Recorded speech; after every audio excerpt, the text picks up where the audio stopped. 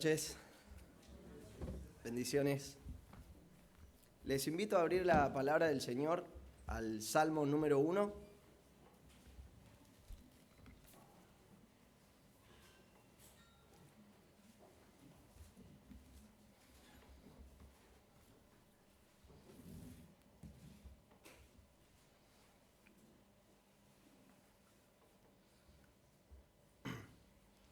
Vamos a tener una palabra de oración antes de comenzar.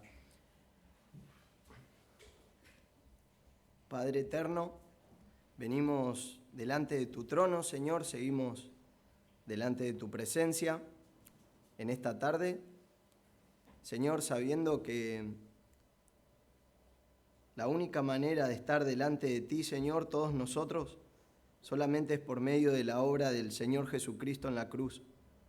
Padre, no hay ninguna obra personal, ninguna obra de justicia, ninguna rectitud propia, Señor, en nosotros para estar delante de tu trono, Señor. Solamente por medio de Cristo nos acercamos ante ti, sabiendo que, como enseña tu palabra, somos aceptos en el amado. Señor, es en su nombre que venimos ante ti para pedirte que tú sigas bendiciendo esta reunión. Pedimos que bendigas en gran manera la predicación, que me concedas de nuevo para poder comunicar la palabra de manera clara y que sea de gran edificación, Señor, para tu iglesia. Señor, en el nombre de Cristo, amén. Bueno, vamos a leer el Salmo número 1. Dice así: cuán bienaventurado es el hombre que no anda en el consejo de los impíos, ni se detiene en el camino de los pecadores, ni se sienta en silla de escarnecedores, sino que en la ley del Señor está su deleite, y en su ley medita de día y de noche. Será como árbol plantado junto a corrientes de agua, que da su fruto a su tiempo, y su hoja no se marchita. En todo lo que hace, prospera. No así los impíos, que son como paja que se lleva al viento. Por tanto, no se sostendrán los impíos en el juicio, ni los pecadores en la congregación de los justos, porque el Señor conoce el camino de los justos, pero el camino de los impíos perecerá. Vamos a considerar este salmo en esta tarde, pero antes de entrar en el mensaje, propiamente dicho, es el deseo de cada ser humano, en todos los tiempos, poder ser feliz. El deseo de cada uno de los hombres es poder ser feliz y poder encontrar la felicidad o ser bienaventurado, como nos dice este salmo, que también se traduce feliz, la palabra bienaventurado. Entonces es el deseo del hombre poder ser feliz. Ahora, para algunos el momento de más felicidad fue el 18 del 12 del 2022, el día que Argentina salió campeón, ¿no? Estábamos todos re felices esa tarde, por todos lados celebrando, por todos lados festejando el triunfo de la selección, y fue bueno, estábamos re contentos ese día. Pero ¿saben qué? Esa alegría que tuvimos en ese momento, la euforia de la alegría que tuvimos en ese momento, hoy en día ya pasó. Ya no estamos tan felices como en ese momento, como el día en que la Argentina salió campeón. Y ni hablar si ahora el próximo Mundial perdemos en la primera ronda. Ya se nos va por completo la alegría que tuvimos en el Mundial. Porque fue algo temporal. La alegría esa fue temporal. Esa felicidad se acaba. Un sitio en internet dice lo siguiente: viajar, rodearte de gente positiva, escuchar música y practicar ejercicio son algunas conclusiones que se pueden extraer de estudios científicos para ser felices. Eso dice un sitio de internet, que por medio de llevar una vida de esa manera, con gente positiva, vos podés ser feliz, podés encontrar la felicidad para tu vida. Ahora, esto me ha pasado a mí, creo que a cada uno de ustedes también, que ha conocido a Cristo.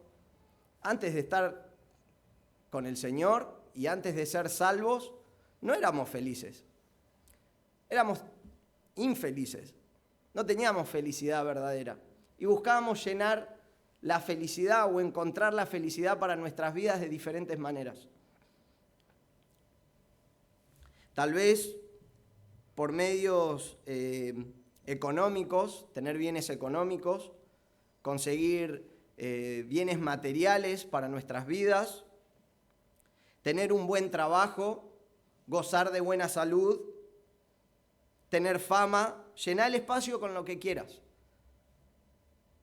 Pero muchas veces el hombre, la mujer, piensan que con estas cosas pueden ser felices. Ahora hay una película que tal vez quizás muchos de nosotros hemos visto, que es En busca de la felicidad. Esa película, En busca de la felicidad, enseña que este tipo no tenía trabajo, se quedó viviendo en la calle con su hijo y cuando consigue el trabajo, él es feliz, encontró la felicidad por medio de eso. Ahora, no sabemos qué pasó, cómo sigue la película, porque terminó ahí. Pero si el tipo pierde el trabajo, hay que hacerla En busca de la felicidad 2. Porque si perdió el trabajo, todo dependía de eso. Su felicidad dependía de haber obtenido su casa o de haber obtenido un trabajo. Esa era la felicidad. Y aunque hay cosas que pueden ser buenas para nosotros, te ofrecen una felicidad que es circunstancial. No es una felicidad permanente. Entonces, la pregunta es esta. ¿Podemos ser verdaderamente felices? ¿En qué consiste la verdadera felicidad? ¿Y dónde estás buscando vos la felicidad? ¿Y dónde estoy buscando yo la felicidad para nuestras vidas? Bueno, es lo que vamos a ver en la palabra del Señor y vamos a ver que el Señor nos responda por medio de su palabra. ¿Cómo encontrar la verdadera felicidad para nuestras vidas?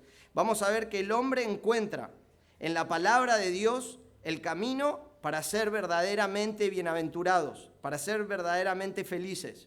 Y vamos a ver 3 convicciones que debemos tener para ser bienaventurados, desde ahora y para siempre.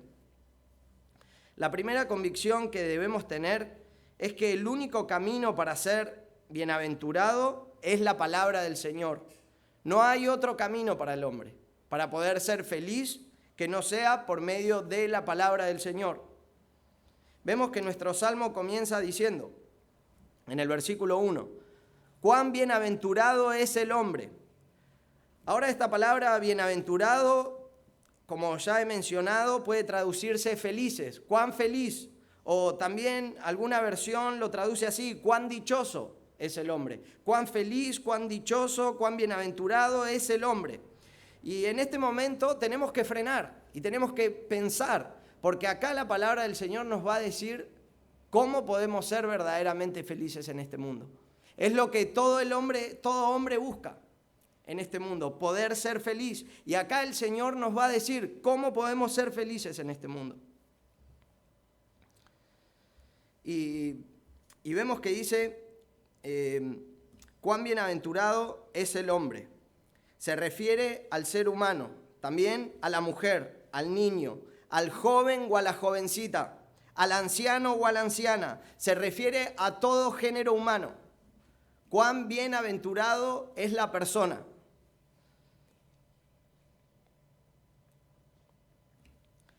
Ahora vamos a ver que esta persona, lo primero que la palabra de Dios indica para la persona bienaventurada es por lo que no hace. Esta persona es una persona que vive moralmente bien. Tiene bases morales con las cuales dirige su vida. Lo primero que hace es no anda en el consejo de los impíos. No anda, ni anduvo. Realmente nunca anduvo en el consejo de los impíos. No los sigue, no los tiene por costumbre. No sigue sus consejos, no los pone en práctica. Impío se refiere a ser culpable de un crimen y que están a la espera de un juicio. Tal vez no es un crimen muy grave. Impíos en este salmo son los principiantes en el mal. Son las personas que ofenden menos. Pero de todos modos, y vamos a ver en el versículo 5, por ejemplo, dice, por tanto no se sostendrán los impíos en el juicio. Vemos que, aunque son personas que ofenden menos, que no cometen pecados tan graves, vemos que hay un juicio de todos modos para ellos. Entonces, dice que la persona no anda en el consejo de los impíos, no sigue sus consejos. Y vemos que estas personas son transgresores, son pecadores, pero pecadores leves. El Salmo nos da esa idea. Ahora, aquí tendría que hacer un paréntesis y mencionar que nosotros como creyentes y como iglesia no debemos estar atentos ni prestar atención, ni mucho menos seguir los consejos del mundo. Y sea quien sea el impío que te da el consejo, sea el título que tenga, así tenga su oficina llena de títulos, nosotros no debemos prestar atención a sus consejos. Muchas veces te aconsejan sin la palabra de Dios. Nosotros realmente como iglesia debemos ser aconsejados siempre por lo que la Escritura dice. Tenemos la palabra de Dios. Segunda de Timoteo 3:16 nos dice, toda escritura es inspirada por Dios y útil para enseñar, para redarguir, para reprender, para corregir, para instruir en justicia, a fin de que el hombre de Dios sea perfecto, equipado para toda buena obra. Tenemos la palabra del Señor. No necesitamos consejos de impíos. Tenemos los 66 libros de Génesis a Apocalipsis. Es todo lo que necesitamos como iglesia y lo que necesitamos como hijos de Dios, como creyentes. La palabra del Señor es lo que necesitamos vos y yo, no consejos de impíos. Cierro el paréntesis. Lo próximo que no hace esta persona es que no se detiene en camino de pecadores. Vemos que dice, ni se detiene en el camino de los pecadores. No está de pie con ellos.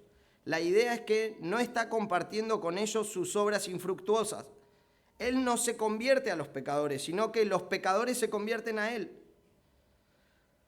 Ahora, para hacer un balance acá, la palabra pecadores es la condición de toda la humanidad. Es la condición de todos nosotros, es la condición de todos los seres humanos pecadores. La Biblia nos enseña, por cuanto todos pecaron, todos nosotros hemos pecado. La Biblia nos enseña que el pecado entró en el mundo por un hombre y por el pecado la muerte. Y así la muerte pasó a todos los hombres por cuanto todos pecaron. Todos nosotros somos pecadores. Ahora la Biblia nos enseña también que están los pecadores que son redimidos, los pecadores que son salvos, los pecadores por los cuales Cristo murió y pagó, y también están los pecadores que aún siguen muertos en sus delitos y pecados. ¿Y cuál es tu condición? ¿Sos un pecador redimido, salvo por Cristo? ¿O todavía estás perdido en tus delitos y pecados? Solo hay dos tipos de pecadores, los redimidos y los que aún siguen condenados. Te ruego en esta tarde, si aún tú no has puesto tu fe en Cristo, si vos que estás sentado acá esta tarde, todavía no pusiste tu fe en Cristo, te ruego, pon tu fe en Cristo en esta tarde, porque tal vez puedes acostarte a dormir esta noche y despertar en el infierno mañana. Nadie sabe cuándo vamos a morir, ni vos ni yo. Hoy puede ser tu último día. Y no quiero solamente meterte temor por el hecho de meterte temor. Es una realidad que vemos en la palabra del Señor. Y la Biblia manda que debemos arrepentirnos de nuestros pecados y poner nuestra fe en Cristo para tener la vida eterna. La paga del pecado es la muerte. Alguien tiene que morir por causa del pecado. O morís vos eternamente, o aceptás el sacrificio que hizo Cristo a tu favor, muriendo en la cruz hace más de 2000 años, resucitando al tercer día con poder y viviendo ahora para interceder por nosotros. Te animo que pongas tu fe en Cristo si aún no lo has puesto. El Salmo continúa diciendo lo que continúa haciendo este hombre bienaventurado. Dice, ni se sienta en silla de los escarnecedores, Nunca se sentó en la silla de los burladores. La palabra escarnecedores es burladores, charlatanes. Sentarse para tener comunión. Esta persona bienaventurada no está compartiendo con ellos. No se está burlando de todo el mundo teniendo comunión con estas personas. La persona bienaventurada evita estas asociaciones que ejemplifican el arrastre gradual del pecado.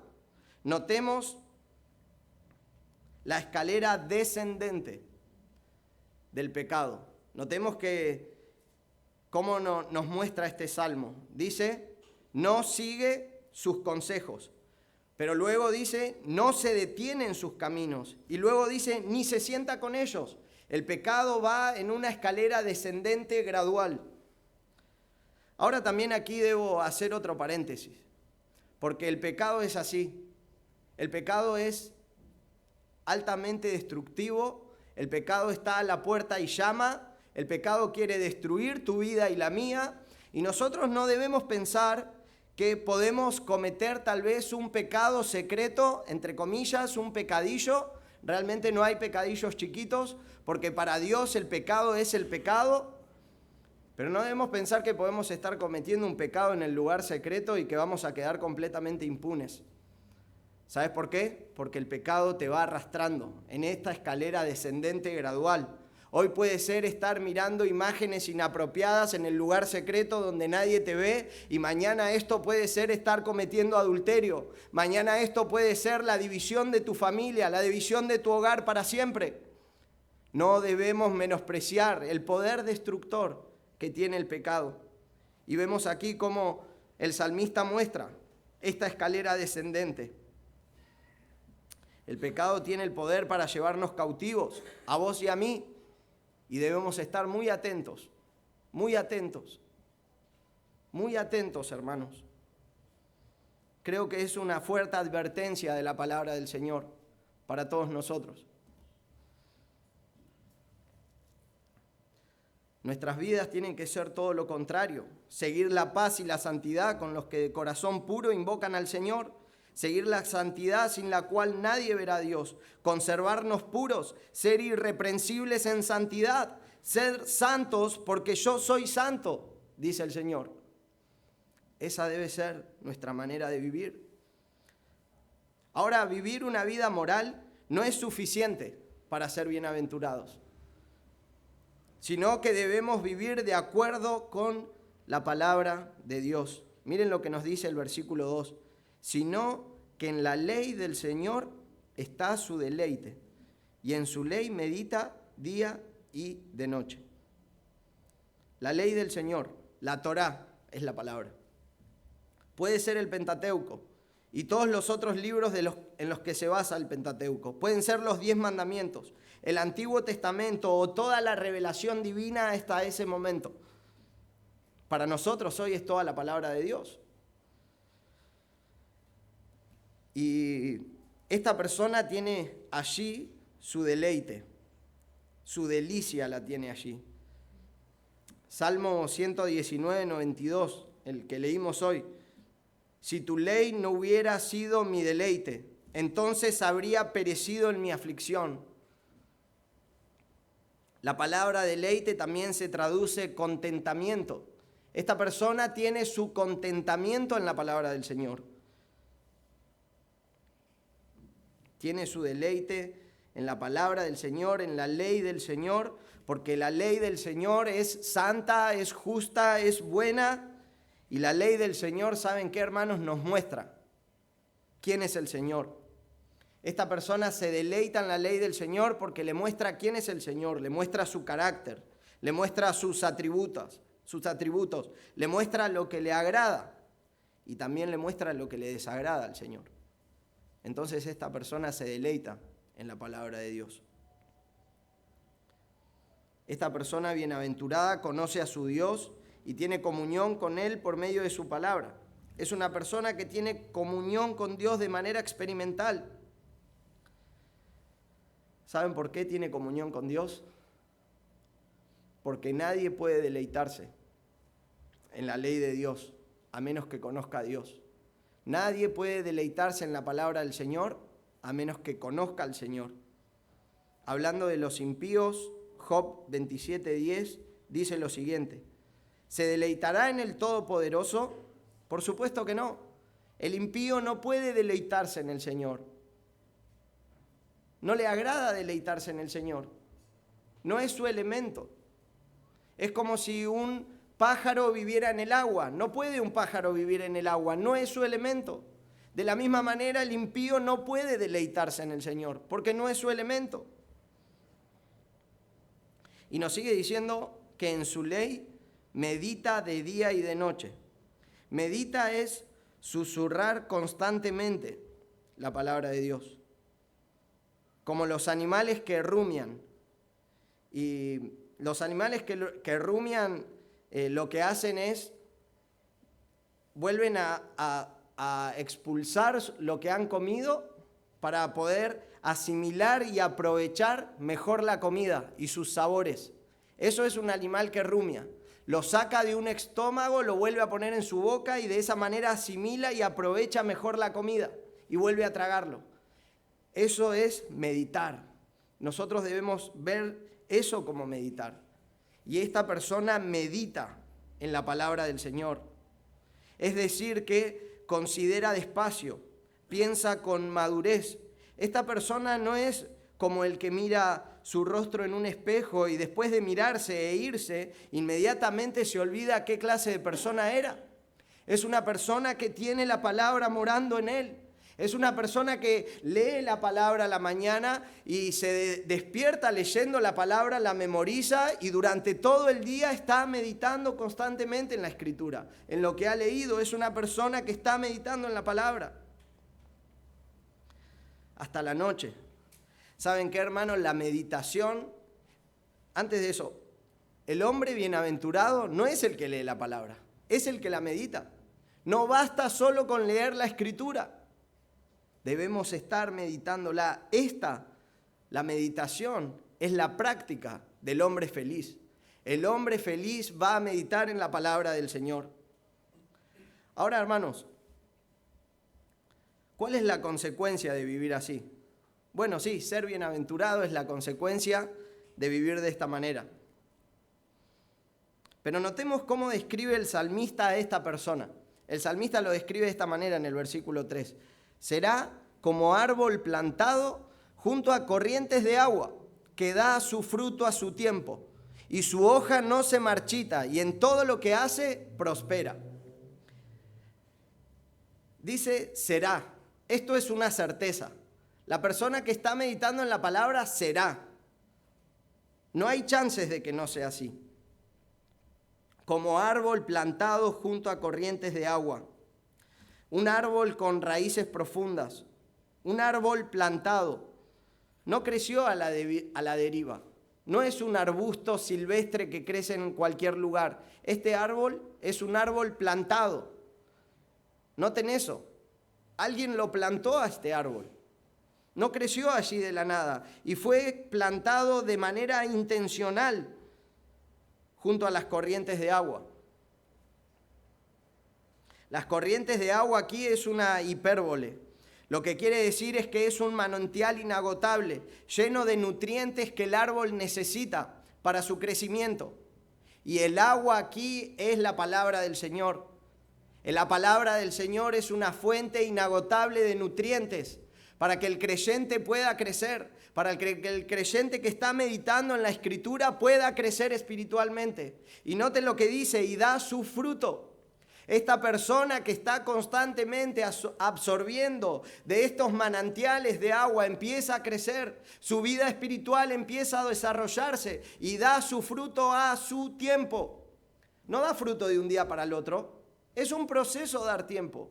Tampoco el árbol se está esforzando por dar fruto, no está haciendo fuerza para dar fruto, lo da de manera natural, da fruto. La palabra de Dios nos dice en Gálatas 5:22, ¿cuáles son los frutos del Espíritu?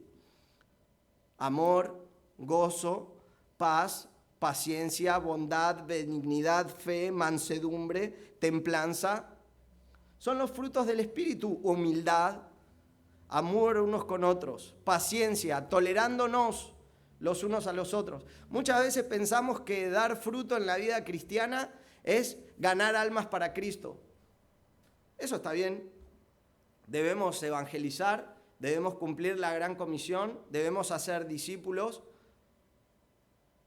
pero eso no es los frutos del Espíritu. Eso no es dar fruto. Dar fruto es que tu vida empiece a mostrar amor por tus hermanos, amor por personas difíciles de amar, paciencia, paz. Este árbol da fruto a su tiempo y su hoja no se marchita, está siempre verde. Este árbol es robusto, no va a ser derribado por el viento, va a permanecer firme. La palabra del Señor nos dice en Juan 15, el Señor Jesús dijo, permanezcan en mí. El que permanece en mí, ¿qué? Lleva mucho fruto. Permaneciendo en el Señor, llevamos mucho fruto. Este árbol permanece firme. Las aves vienen y hacen sus nidos en él. Jeremías 17, 7 y 8 dice, bendito es el hombre que confía en el Señor, cuya confianza es el Señor. Será como árbol plantado junto a las aguas, que extiende sus raíces junto a las corrientes. No temerá cuando venga el calor, y sus hojas estarán verdes. En el año de sequía no se angustiará, ni cesará de dar fruto. Así es el hombre que confía en el Señor. Salmo 92, 12 al 15. El justo florecerá como la palma, crecerá como cedro en el Líbano, plantado en la casa del Señor. Florecerán en los atrios de nuestro Dios. Aún en la vejez darán fruto. Estarán vigorosos y muy verdes para anunciar cuán recto es el Señor. Él es mi roca y que en Él no hay injusticia. Así es la vida del justo. Así es la vida del que confía en el Señor. Así es la vida del que medita en la palabra del Señor.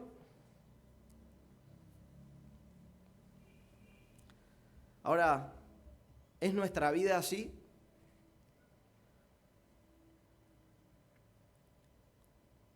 ¿Hay frutos en nosotros a su tiempo? Que apuntemos a este estilo de vida. Este salmo nos muestra un estilo de vida al cual nosotros apuntamos a vivir. No es algo que nosotros vivimos ya de esta manera, no es algo que estamos viviendo hoy, es algo que constantemente estamos apuntando a vivir. Eso es lo que nos indica este salmo. Termina diciendo que todo lo que hace prospera. Me encanta esta cita de John Trapp, dice lo siguiente: la prosperidad externa, si sigue al hecho de andar con Dios, es muy dulce. Como el cero cuando sigue un dígito, aumenta el valor del número, aunque él mismo no es nada. La persona que está meditando en la palabra del Señor, inevitablemente va a prosperar. Todos sus caminos serán prosperados. Todos tus caminos serán prosperados si estás meditando en la palabra del Señor. Ahora, hoy en día, lamentablemente hay que aclarar lo de la prosperidad. No es la prosperidad que en muchos lugares se enseña, que vos debés venir y dejar todo aquí en la ofrenda y vas a ser prosperado y vas a tener una casa y vas a tener una camioneta. No es esa prosperidad. En esos lugares el único que termina prosperando siempre es el pastor. Si en un lugar te enseñan eso, corre de ese lugar, no vayas a ese lugar. La prosperidad es que todo lo que vos hagas va a prosperar, tu familia va a prosperar. Espiritualmente en el conocimiento del Señor y de su palabra van a prosperar en tener amor en la familia, en que Dios sea el centro del hogar. Serán prósperos en todo lo que hagan. Y si es la voluntad del Señor, también prosperidad material. Pero la voluntad del Señor, la prosperidad de Dios, no añade tristeza de ninguna manera. Vemos esta primera convicción que debemos tener en la palabra del Señor. La persona bienaventurada es una persona que sabe que la verdadera bienaventuranza y la verdadera felicidad se encuentra en la palabra del Señor. La segunda convicción es que no hay ninguna felicidad permanente en los impíos. Vemos esto en el versículo 5 y 6. 4 y 5. Dice, no así los impíos, que son como la paja que se lleva el viento. Por tanto, no se sostendrán los impíos en el juicio, ni los pecadores en las congregaciones de los justos. Note que se vuelve a mencionar a los impíos, como en el versículo 1. Y estos impíos, según este salmo, como ya vimos, son pecadores que ofenden menos.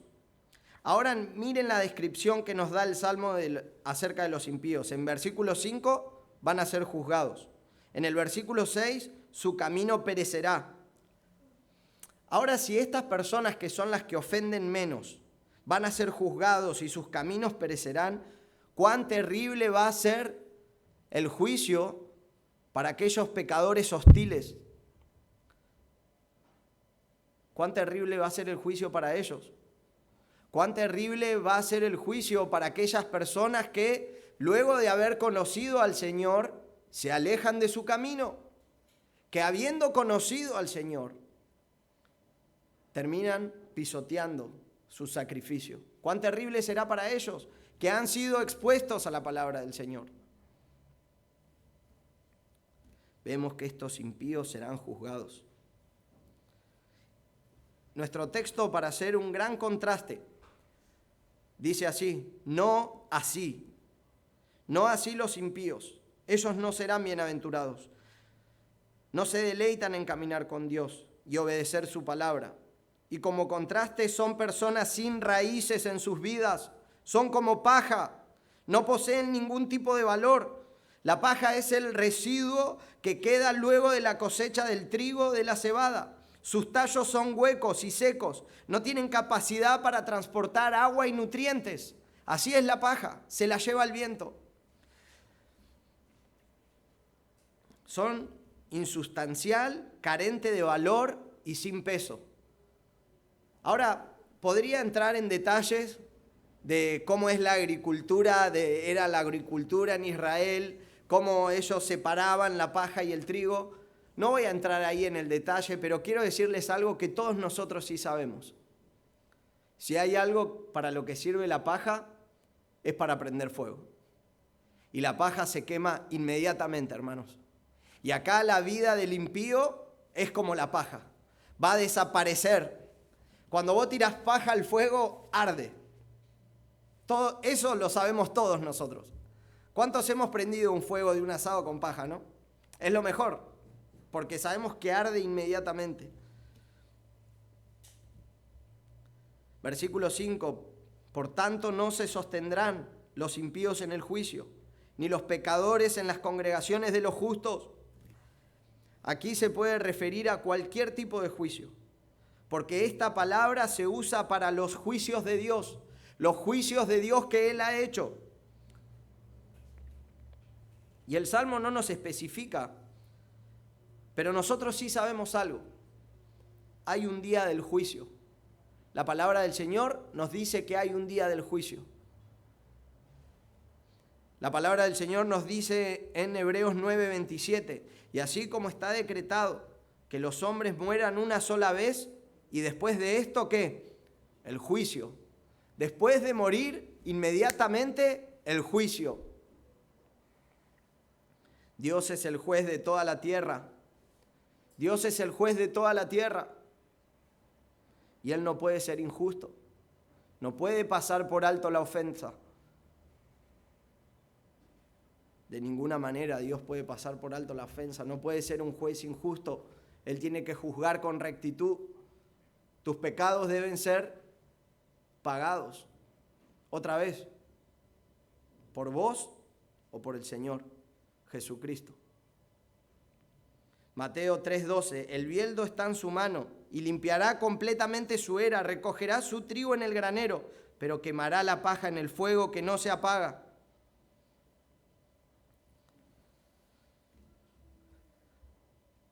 Sabemos que la palabra nos enseña también.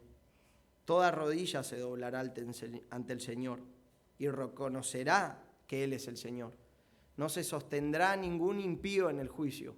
Ningún pecador podrá sostenerse de pie ese día.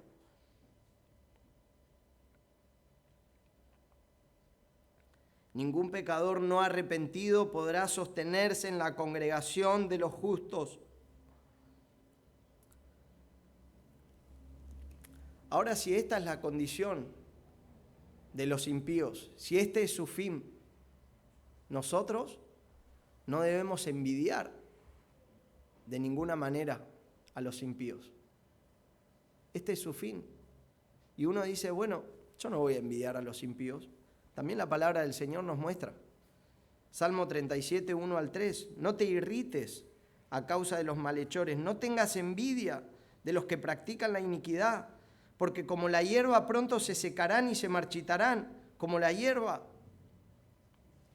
El Salmo 73, 2 y 3 dice, en cuanto a mí, mis pies estuvieron prontos a tropezar, casi resbalaron mis pasos, porque tuve envidia de los arrogantes al ver la prosperidad de los impíos.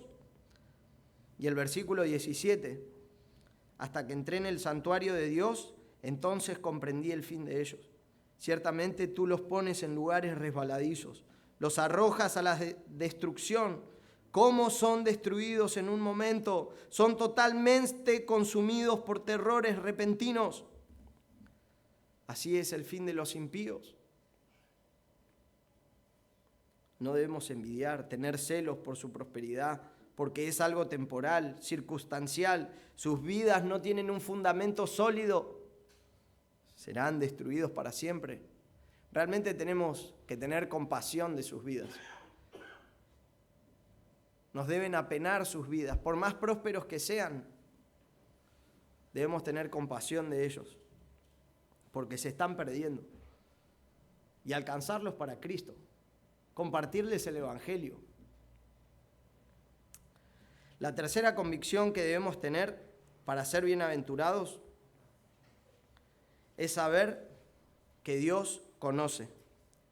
Dios conoce el camino. Dios conoce el camino del justo. Versículo 6. Porque el Señor conoce el camino de los justos, pero el camino de los impíos perecerá. El Señor conoce el camino de los justos. Los que están buscando vivir conforme a su palabra son estos justos. Esto debe traer gran confianza para la persona bienaventurada. Dios conoce tus caminos, nada se escapa de sus ojos. Nada se escapa de los ojos del Señor. No hay nada oculto a los ojos del Señor. Salmos 139, 1 y 2. Oh Señor, tú me has escudriñado y conocido.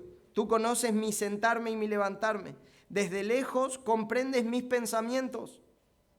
Vemos que el Señor no solamente conoce nuestros caminos, sino también Él conoce nuestros pensamientos. Dios conoce. Dios lo conoce de manera experimental. Tiene una relación con esta persona.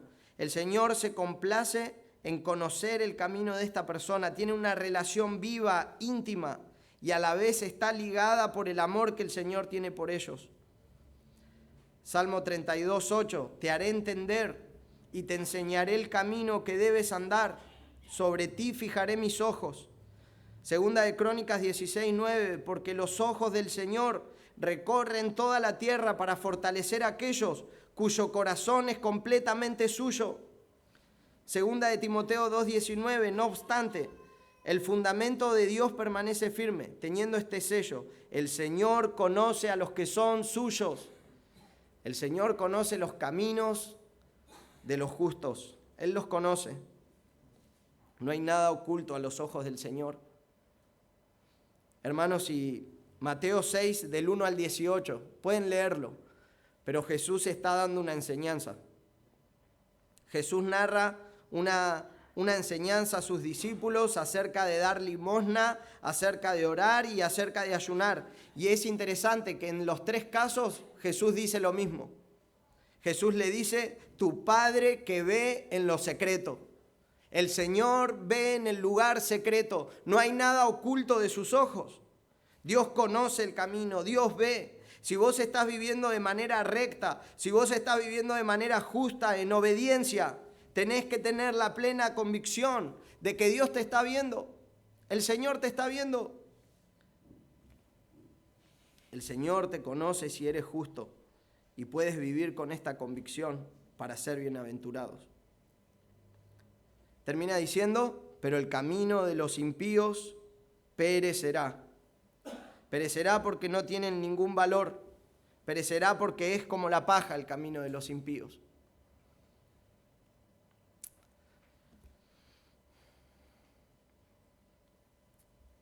Vemos en la palabra del Señor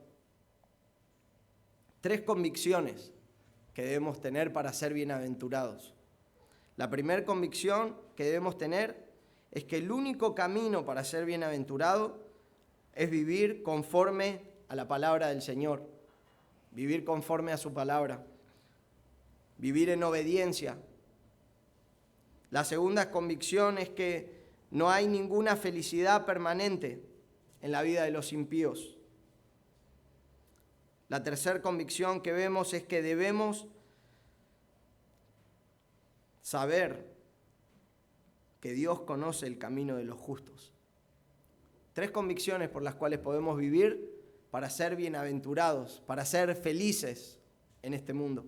Ahora, para finalizar, realmente, hermanos,